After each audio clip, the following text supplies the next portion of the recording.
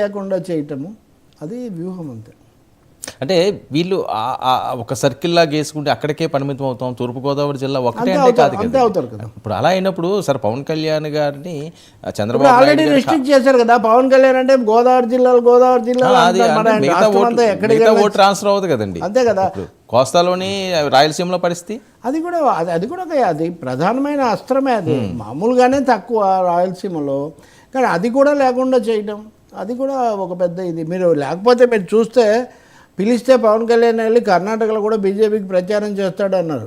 అంటే కర్ణాటకకు కూడా వెళ్తారు అన్న ఆయన ఇంతవరకు కోస్తా జిల్లాలకు వచ్చి కృష్ణా గుంటూరు జిల్లాల మీద ఎక్కువ సావధానంగా చూసే పరిస్థితి వాళ్ళకి లేకుండా అయిపోతుంది.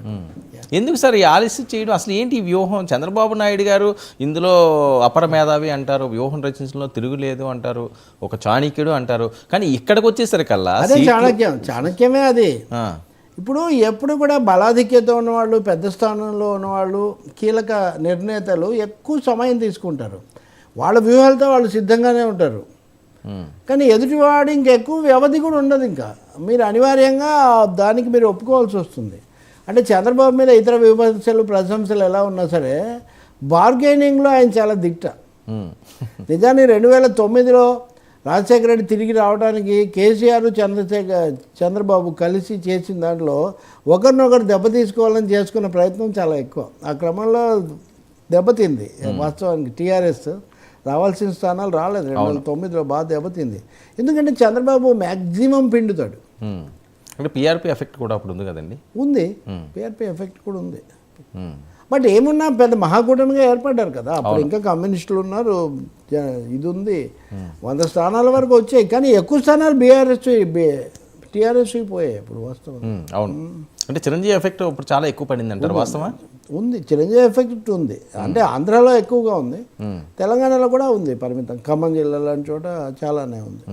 సరే, ఇప్పుడు ఉభయ గోదావరి జిల్లాల్లో ఈయన డిమాండ్ చేస్తారు. చిరంజీవి ఎఫెక్టే కదా ఇప్పుడు పవన్ ఎఫెక్ట్ కూడా. అవును, అన్న ఎఫెక్ట్ తమ్ముడి ద్వారా రావాల్సిందే కదా. అంటే చిరంజీవి పైఆర్పీలో ఎవరైతే యాక్టివ్గా ఉన్నారో, ఎక్కడైతే ఓటు శాతం వచ్చిందో ఆ డేటా పీఆర్పీ అంత సాధిస్తే కనుక జనసేన ధన్యము ధన్యము ధన్యము అని ఎన్టీఆర్ అన్నట్టుగా ధన్యం అవుతుందండి. ఓకే, ఎప్పుడు అన్నయ్య కంటే ఈయన మిలిటెంట్ యాక్టివ్ ఇదంతా అంటుంటారు కదా.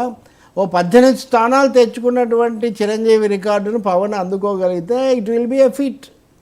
ఇప్పుడున్న ఏపీ రాజకీయాల్లో ఎవరైనా చెప్తారా చెప్పండి 18 గ్యారంటీగా వస్తాయని. అంటే నేను తక్కువ చేయట్లేదు, అంటే కాదు.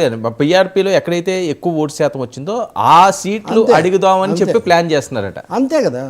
అంటే సోషల్ బేస్ అదే, పొలిటికల్ బేస్ అదే, కరిష్మా పనిచేసేది కూడా అక్కడే.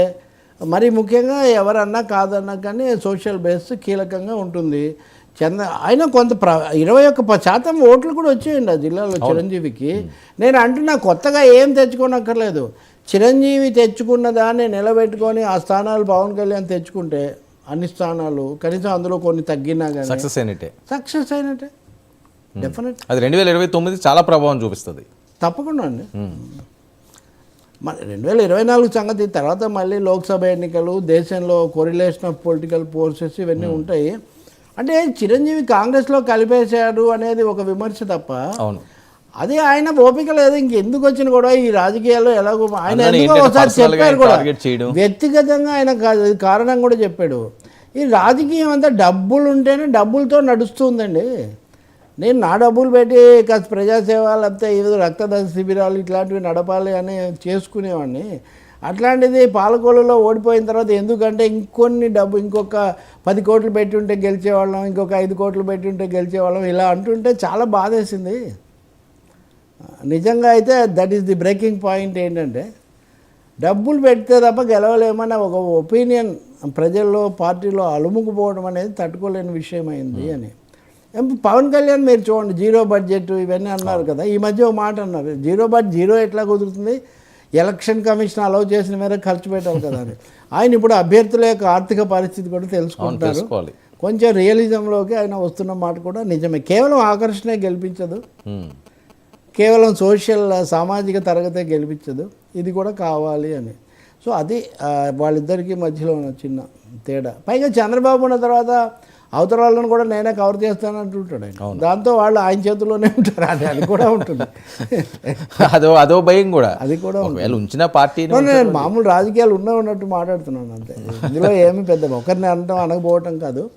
అది కష్టమే. అప్పుడు 2009లో ఫ్రెష్గా ఉన్న చిరంజీవి ప్రభావము, ఇన్ని డక్కాముక్కీలు రాష్ట్ర విభజన తర్వాత ఇప్పుడు పవన్ కళ్యాణ్, బీజేపీ, చంద్రబాబు మధ్యలో శాండ్విచ్ అయిన పవన్ కళ్యాణ్ ప్రభావం వీటికి చాలా తేడా ఉంటుంది. అంటే చిరంజీవి గారికి నిద్రలేని రాత్రులు చేశారు కదండి ఆ టైంలో. ఆయనకి రాజకీయాలు కొత్త, అసలు ఫ్యామిలీని కానీ ఆయన్ని కానీ ఆ సీట్లు అమ్ముకున్నారు, అది చేశారు ఇది చేశారని అసలు మామూలుగా ఉంచలేదు కదా. చిరంజీవి గారిని విమర్శించినంత అంత దారుణంగా కథనాలు. కనీసం ఇద్దరు దళిత నాయకులు నాతో ఇంటర్వ్యూలు వీటిలో చెప్పారు, అసలు మాకు టికెట్ వస్తుందని మేము కలగనలేదు సార్, మేము డబ్బులు ఇటువంటి అసలు మాకు అంత ఇది ఎక్కడుంది. ఎంతోమంది అలాంటి వాళ్ళు ఉన్నారు.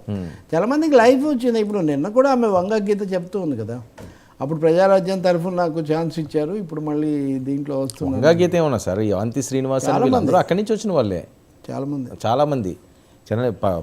ఏదైతే అప్పుడు ఎన్టీ రామారావు గారు ఉన్నప్పుడు కొత్త ముఖాలు వచ్చి సక్సెస్ అయ్యారో, ఆ రకంగా చిరంజీవి గారి ద్వారా వచ్చిన వాళ్ళు చాలామంది ఉన్నారు. తెలంగాణలో వచ్చిన అప్పుడు మహేష్ రెడ్డి ఎవరో ఉన్నాడు, ఆయన కూడా అంతే, అనిల్